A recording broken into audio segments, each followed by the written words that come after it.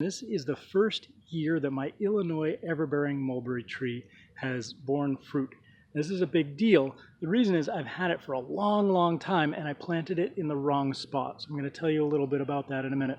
But first off, it is now in a much better spot and it is just absolutely covered with mulberries. And it's really not that tall right now because it's only had a couple of years in this new location, but once I got it into the right location, it just took off. And I actually have had to cut it back a couple of times already just so that it doesn't get totally out of hand here. My goal is to keep it a reasonable size, and I don't know if that's really fair to the tree, but that's the space that I've got, and so I want to be careful not to make it shade my whole back of my yard here, which is where I'm planting some other stuff. So the Illinois everbearing mulberry is an amazing fruit. It is super sweet, tastes like candy, almost too sweet. It looks like a raspberry, but it doesn't taste like a raspberry at all. I'm really having trouble describing exactly how it tastes. It just tastes like sugar. In fact, you may even want to pick some of the not quite ripe fruit, like the ones that are just a little bit on the red side, not entirely ready.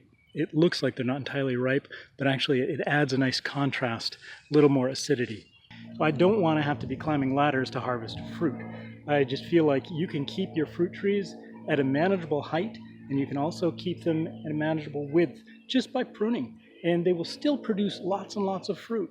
So underneath this tree, what we've got is a collection of other kind of understory plants that make it possible for me to have this here and really not worry about mulching around it at all. And this, the tree itself, it will give some shade to these plants, but not too much. And so they should be able to coexist in the same space, producing food at different levels, which is a whole permaculture thing.